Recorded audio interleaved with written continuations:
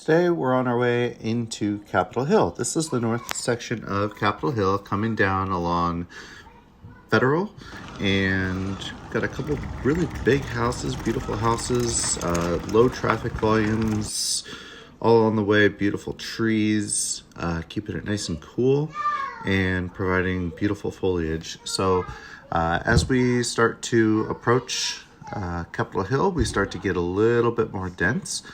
We start to see some multifamily popping up here on the corner.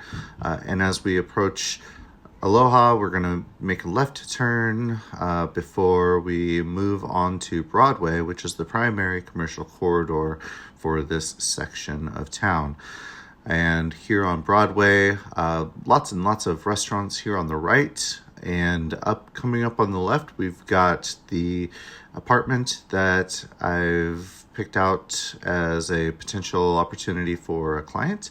There's beautiful walkway here, streets lined with shops, and this is a really gorgeous urban environment. I love the Capitol Hill neighborhood. It's vibrant. There's always people walking around any time of day. And then as we move over to the backside of the residential building, this is where the primary pedestrian entrance is for 550 East Broadway. And you can see that it's well secured with call box and opportunities for townhome living here also on the street.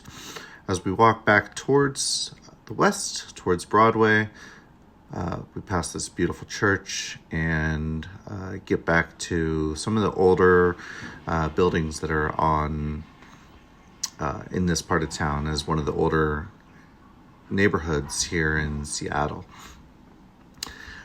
As I walked away from Broadway, I decided to cross the street and take a trip down another one of the back streets.